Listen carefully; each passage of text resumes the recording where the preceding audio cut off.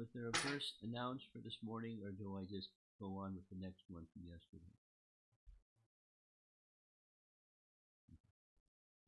Om Namo Bhagavate Vasudevaya.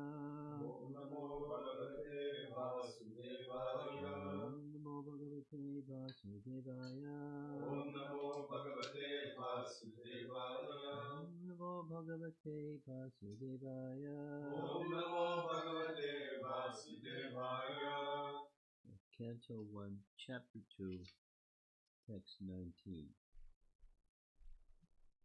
Yada rajastamo bhava Rajastamo Bhava. kamalobhadayaschaye Kamalobhadayaschaye. Cheta etayanavidham Chetaitaravidham. Stitam satve prasidati Stitam satve prasidati. Yada rajastamo bhava Rajastamo Bhava. kamalobhadayaschaye Kamalobhadayaschaye. Cheta etayanavidham Chetaitaravidham. Stitam satve prasidati Stitam satve prasidati.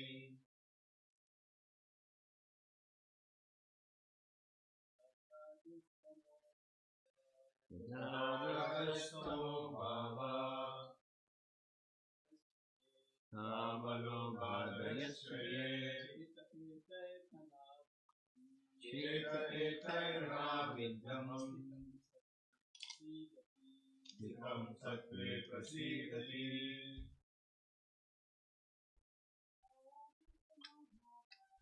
Rajastamo Bhava.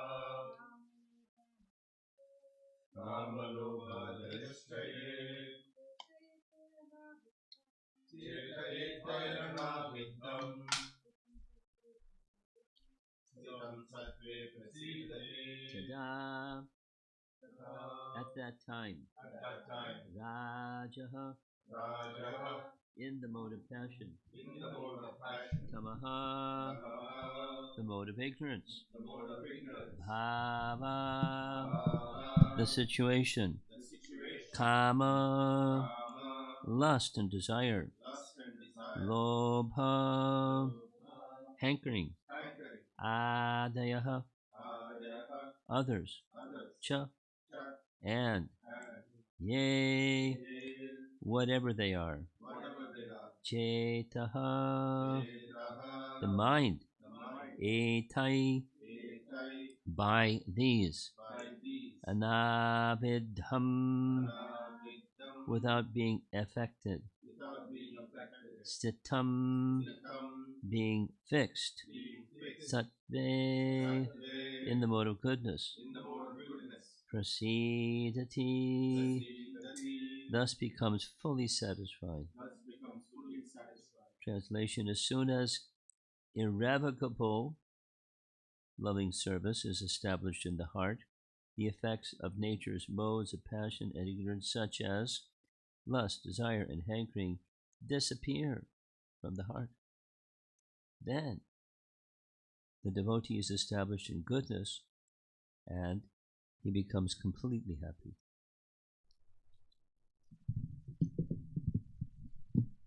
Purport by Srila Prabhupada. A living being in his normal constitutional position is fully satisfied in spiritual bliss. This state of existence is called Brahmabhuta, or Atmanandi, or the state of self-satisfaction. This self-satisfaction is not like the satisfaction of the inactive fool. The inactive fool is in the state of foolish ignorance, whereas the self-satisfied Atmanandi is transcendental to the material state of existence. This stage of perfection is attained as soon as one is fixed in irrevocable devotional service. Devotional service is not inactivity, but the unalloyed activity of the soul. Paragraph. the soul's activity becomes adulterated in contact with matter, and as such the diseased activities are expressed in the form of lust, desire, hankering, inactivity, foolishness, and sleep. The effect of devotional service becomes manifest by complete elimination of these effects of passion and ignorance. The devotee is fixed at once in the mode of goodness, and he makes further progress to rise to the position of Vasudeva, or the state of unmixed sattva or Shuddha sattva. Only in this Shuddha sattva state can one always see Krishna eye to eye by dint of pure affection for the Lord. Paragraph. A devotee is always in the mode of unalloyed goodness, semicolon, therefore he harms no one. But the non-devotee, however educated he may be, is always harmful. A devotee is neither foolish nor passionate. The harmful, foolish, and passionate cannot be devotees of the Lord. However, they may advertise themselves as devotees by outward dress. A devotee is always qualified with all the good qualities of God. Qualitatively, quantitatively, such qualifications may be different, but qualitatively both the Lord and his devotees are one and the same.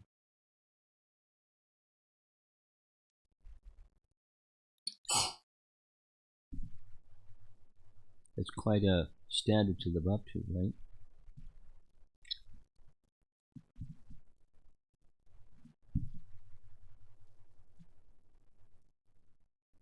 Irrevocable devotional service is something from the previous verse we heard yesterday. The stage of nishtha, or nashna prayeshu abhadreshu. And when that state is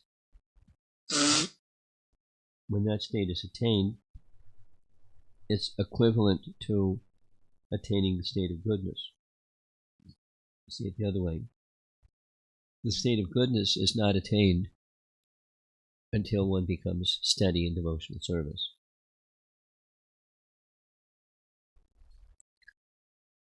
So it becomes steady in devotional service.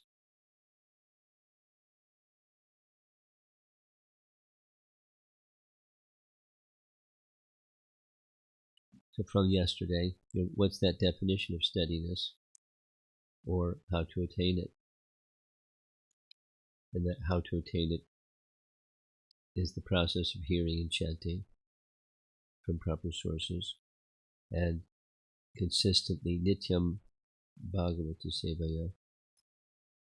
Nityam literally means always, or regularly, or irregularly.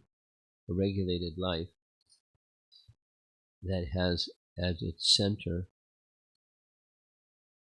hearing and chanting, and hearing and chanting, and hearing and chanting, daily, daily, daily, without fail.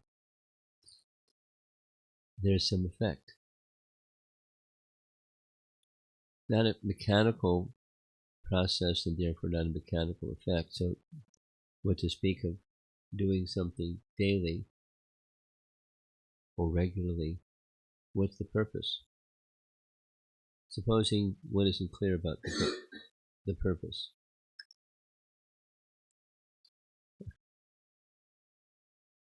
Just a little reflection on a discussion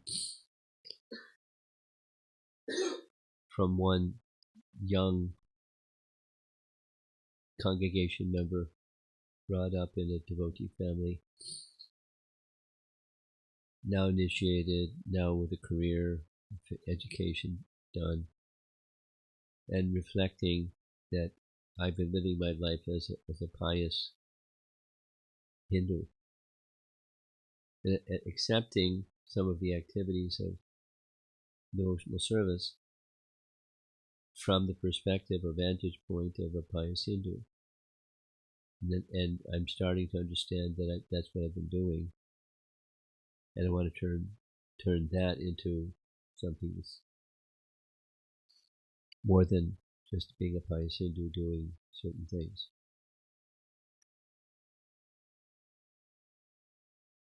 Nice realization.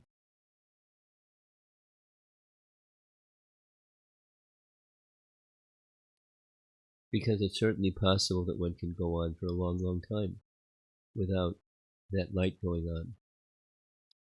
And if that light doesn't go on, then the deeper purpose, the purpose of bhakti itself is missed, can be missed. Purification nonetheless, but purification to what point? The point where the activities that are taken up are not just activities, but there's a transcendental purpose or a devotional purpose.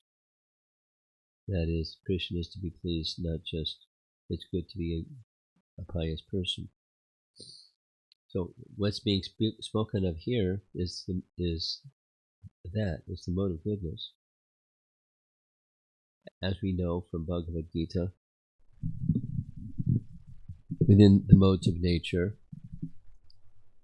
anyone has a mixture of the other two, including the mode of goodness has a mixture of passion and ignorance. And goodness is better than either passion and ignorance, but it still has, in degrees, some of the other modes, and we know from Bhagavad Gita, those other modes are in competition with the predominant mode.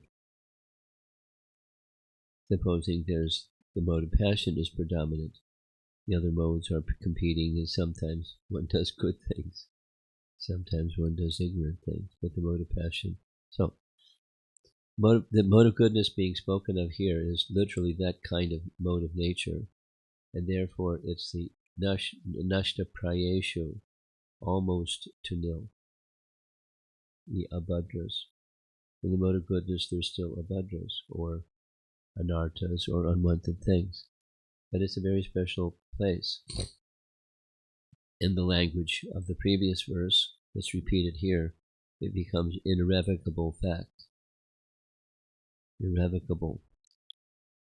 From that position of nishtha, can one go down? Yes.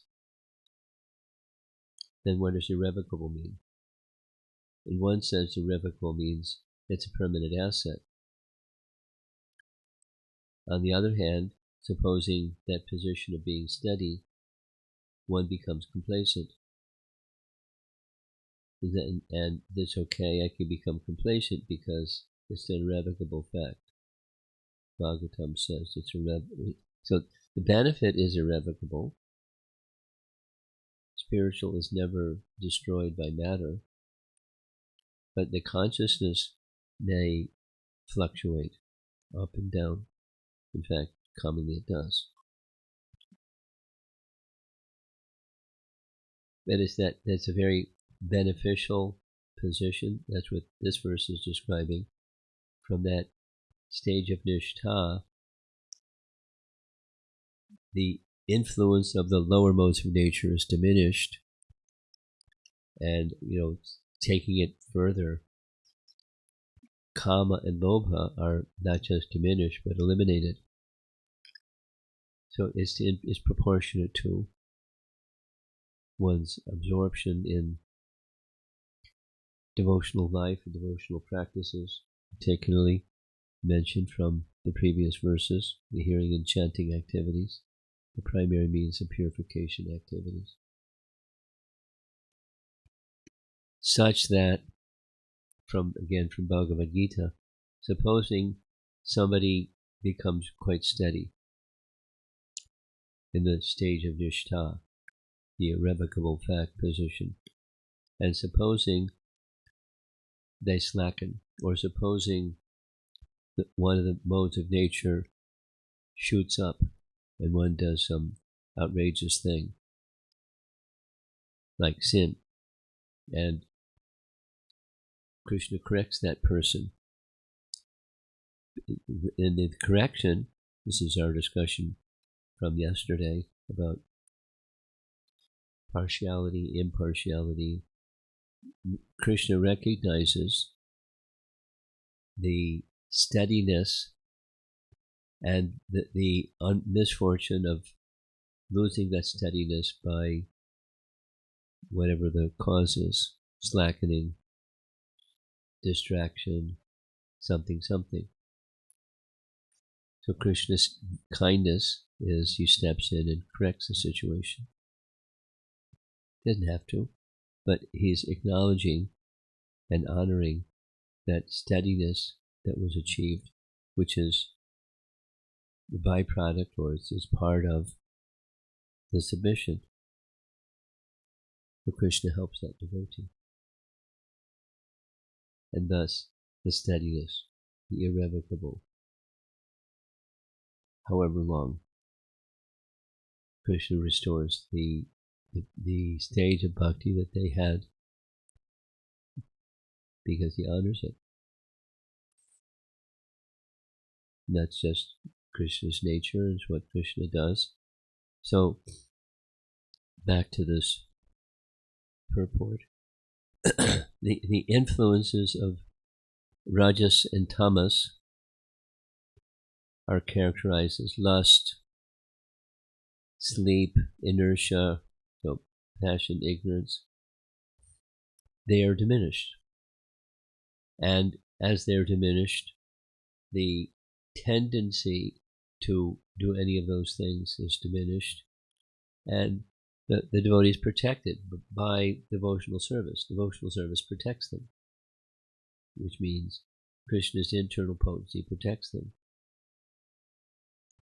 It protects them in the sense that when a challenge comes, or an obstacle comes, or a lower mode impetus arises due to circumstance, they're protected. Krishna gives intelligence, Krishna gives strength, Krishna gives association, Krishna gives what's needed to continue on the path of making right choices. Even when there's a lapse, Krishna will step in and correct it. That's the irrevocable devotional service. And thus, the next step from Nishtha is attaining what comes after Nishtha in the stages of bhakti. Ruchi, right? Ruchi. So there's a taste, and the taste keeps them going because it's a real taste. A taste to serve, a taste to hear, a taste to chant, a taste to stay connected with Krishna Bhakti. Again, is it possible for one who has achieved the stage of Nishtha to take a break? It came up yesterday in your question. Yeah. People do that. But lovely to see it, but people sometimes do that for different reasons. But Krishna helps them. That's they're guaranteed. Now, how Krishna helps them is up to him, and when Krishna helps them is up to him. And they can still say no to Krishna instead of yes to Krishna when Krishna extends help. But Krishna doesn't give up. He doesn't interfere, but he also doesn't give up. That's part of a loving father or a loving exchange between Krishna and his devotee. So that's the consequence, or the advantage of a relationship with Krishna where it's palpable, not just notional or mechanical. It's a palpable relationship. And Krishna will protect.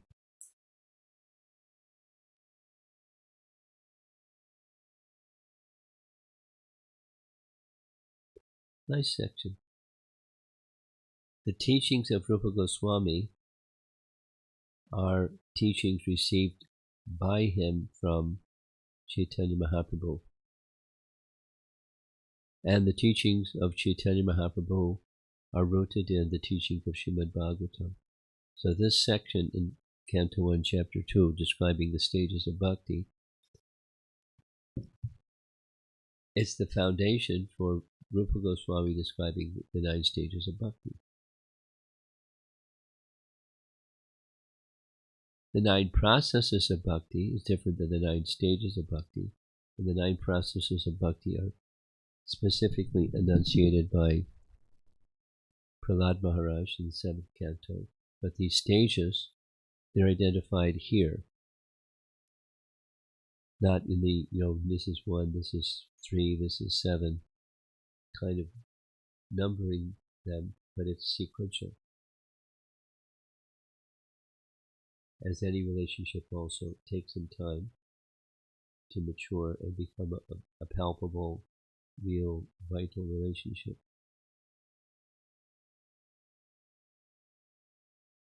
Yeah.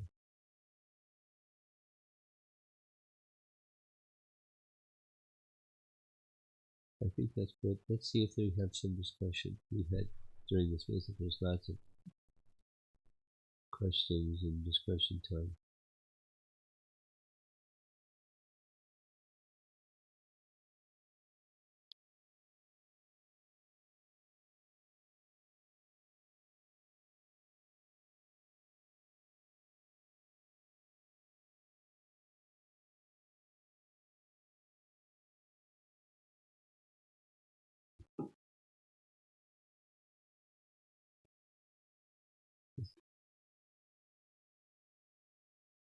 Too many buttons.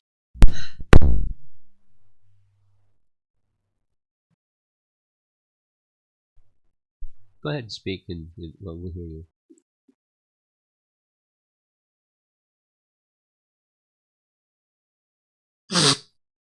Okay.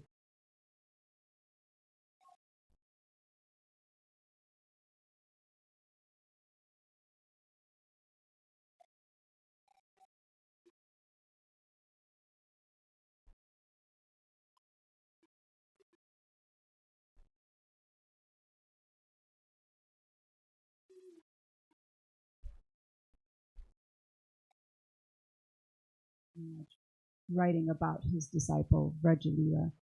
And when I was reading these books, they're both very amazing devotees, but I also observed that they're quite intense on themselves, like there were shame and guilt, feelings like that coming out in the the girl's journal entry, and even Vrajalila, she's like, from a layman's perspective, it's like, whoa, you're just beating yourself up. This is not self-worth and self-care and all those things. And of course, they're very humble. Like we were talking about how, I think in the other class, humility,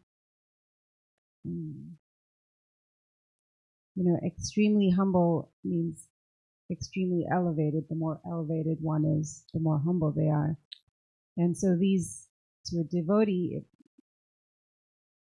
it appears, even the Acharya's songs, we see this, that they're so, it seems like they're really like, there's no self-worth. That's what it appears to be to a layman.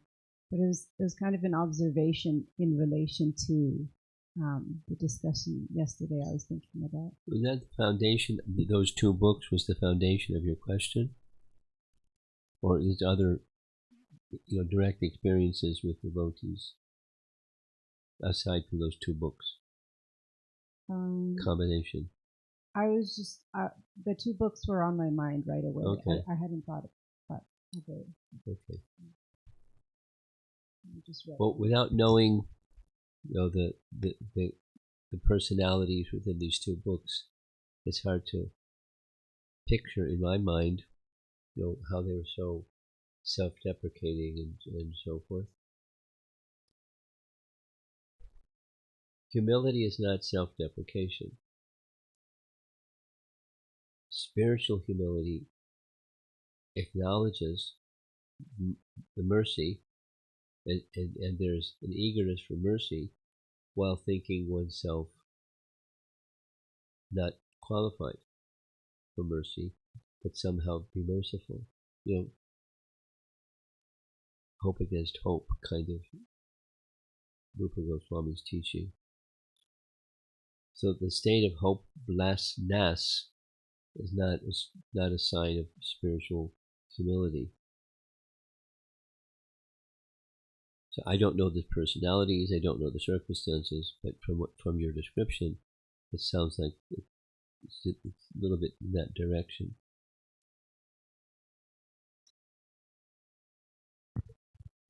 It didn't prevent them from doing service. What? It did not prevent them from doing service, which I think is a sign. Like if you're really beating yourself up, it can prevent you from moving forward in your service. But they didn't stop executing devotional service. Well, that's their credit. Then the characterization of low self-esteem or self-deprecation or beating themselves up and stuff like that. There's something else on the other side of the pen scale, must be, because otherwise how can they continue? I mean, minimally faith in the process and faith in the person who's engaging them in the process, etc., etc. So it's for one to not stop, then there must be at least a thread, if not a strong feeling. This is what human missions, life, living the proper mission of the human form. Let me carry on despite my disqualification. So it's hard to comment without knowing some of the details. But yes, it sounds like there's something of a mix going on. Actually, it wasn't implied that the books are written in a way that it's implied they're actually really glorious devotees. My thoughts, though, were I was thinking about gifting this book to a young devotee who's practicing, and then when I read about the portions where they're a little intense and heavy on themselves, I took a double take and I was like, oh, I hope that the young devotee wouldn't get confused by observing this kind of intense communication or thoughts about oneself. There was no doubt glorious devotees. That's why he wrote the book. Indudumnaman must be, profound appreciation for their bhakti, despite this and that.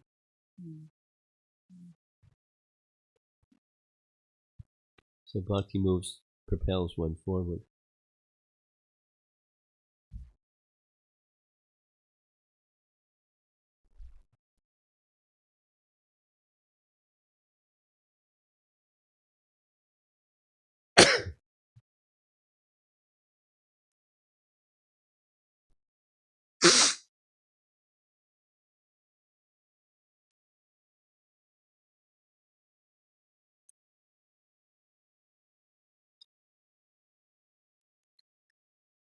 Let's see if there's other topics. Maybe we'll come back to this one. Krishna Maharaj, you are saying that when one mode or one of the modes, one of the modes comes like the Krishna helps, and then the bhakti starts, like something happens and Krishna helps the devotee. Yeah. And then we're not alone. So what I was just thinking once, and then Krishna gives the facility, but it's the responsibility of the devotee to go forward, Yeah. right? Yeah. Supposing Krishna helps, one can say no. One can say yes.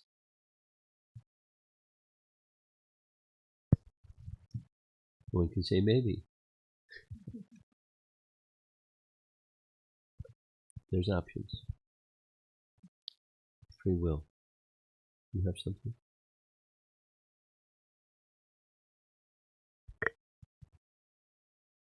Maharaj, how do you deal with feelings of resentment? I'm just trying to understand how these feelings arise and what one can do to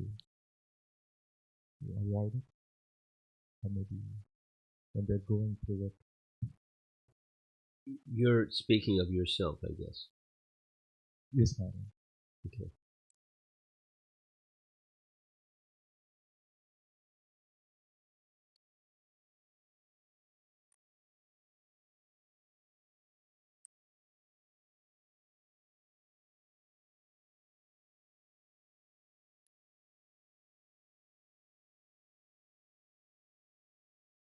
Nice question.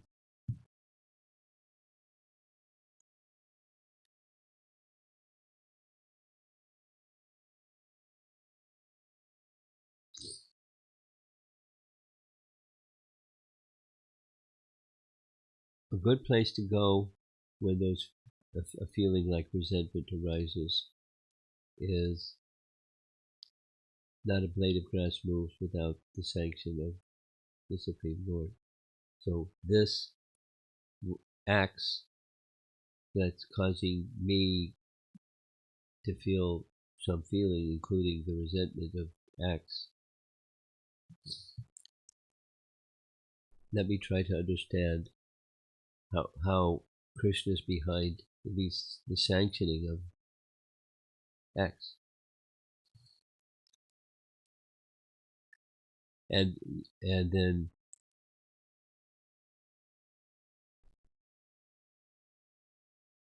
another step is expectation of fairness in this world is a false expectation on the the worldly plane. But when misfortune comes, it's not fair.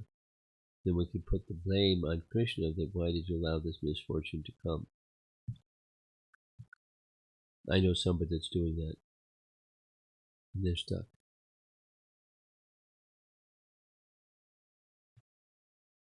And the good fortune is not the circumstance changes. Now Krishna's being nice instead of Krishna's being unfair. So resentment, trace it, just like we had this discussion about jealousy, trace it back to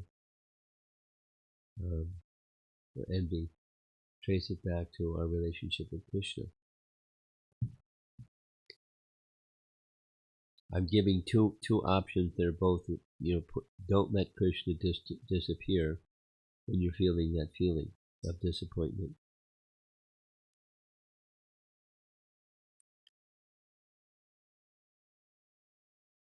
And then next is acceptance, because it is what it is. Your feelings about, this is the Avanti Brahman story, your feelings are the mind, it's not the event, the acts. It's the mind.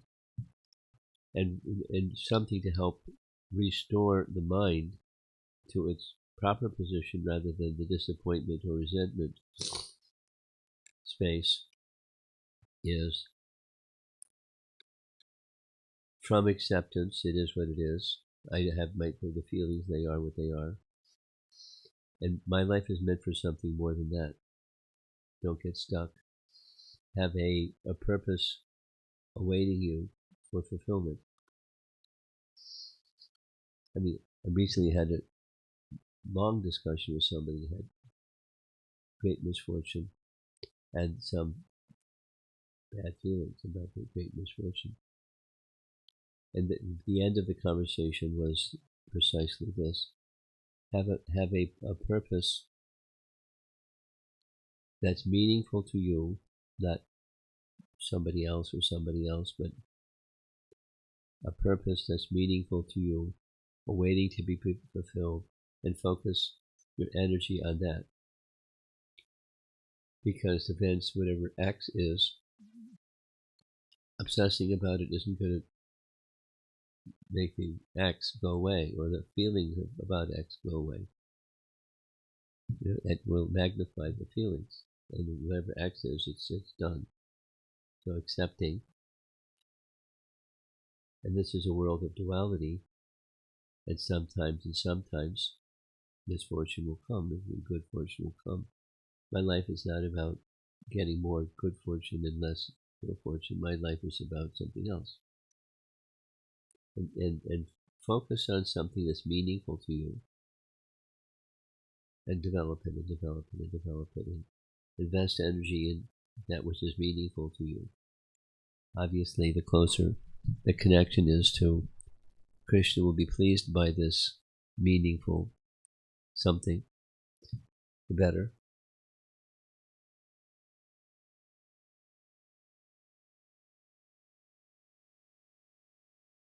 That's to restore the forward progress, and whatever happened that was disappointing or something, it just fades. The how it weighs in your mind, it fades.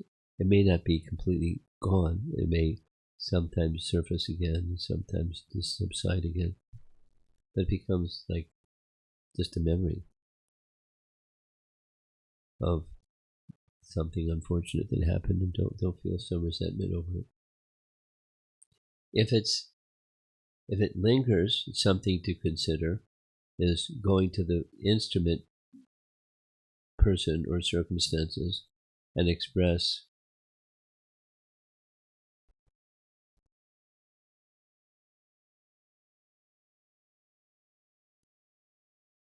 nice example of that is that the elderly Brahmin that thought the Rupa Goswami was laughing at him. You know that story?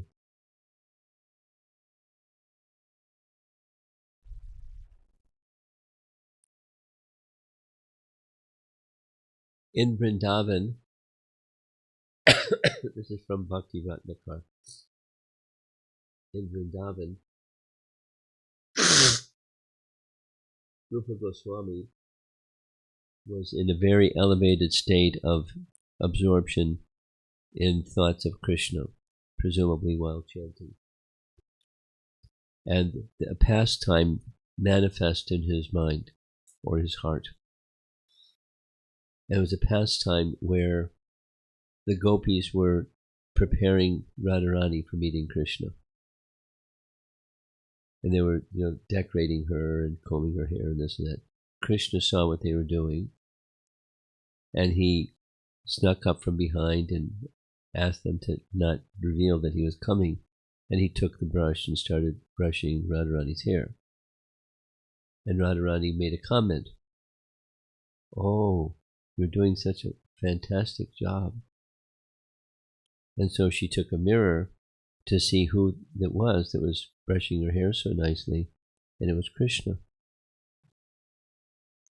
And she was shocked, and she began laughing, and the gopis began laughing, and Krishna began laughing, and it was a very joyful exchange. And because it was such a joyful exchange,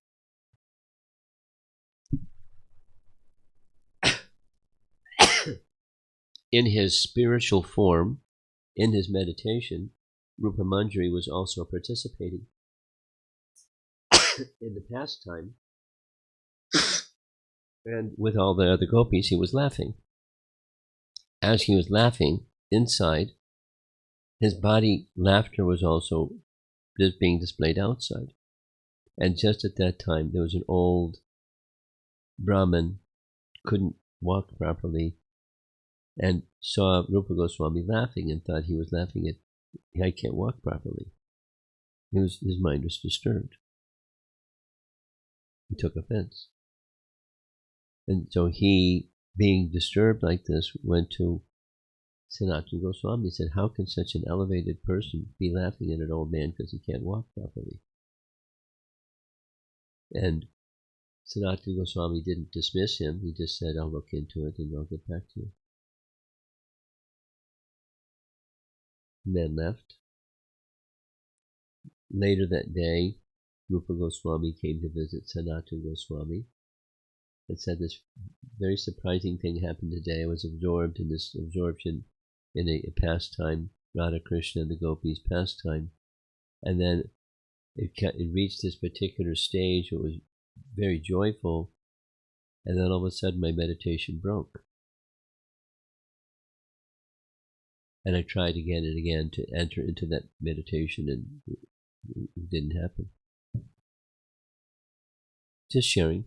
And so Sanatana Goswami put two and two together and said, the reason your meditation broke is this Brahmana was passing by thought you were laughing at him. So go find the Brahmana,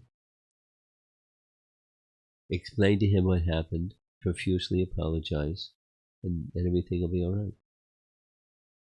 So he did that, and the Brahmin heard, and then the Brahmin apologized. Oh, I was thinking otherwise. This is why I became disturbed. My mistake, my offense, and everything was nice. So sometimes it's you go to the person and explain the circumstance, or inquire from the person, why did you do like this? What are your feelings about what you did? Rather than blaming the person and finger pointing and things. No, there's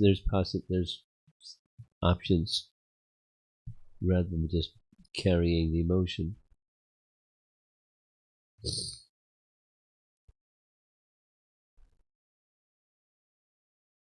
Anything else?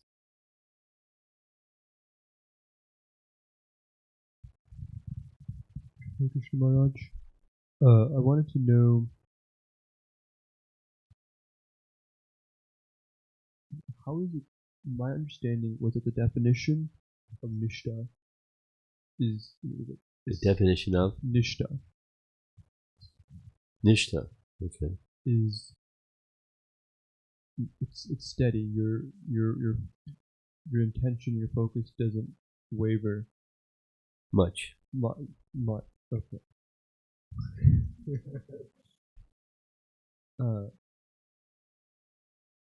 Because I'm trying to understand how it's possible for someone to take a break from this, from being steady, if that makes sense. Its free will is there.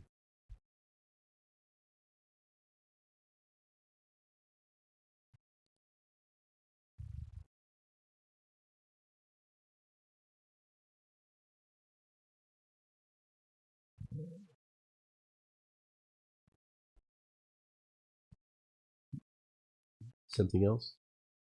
He's meditating. Okay. Srila Prabhupada.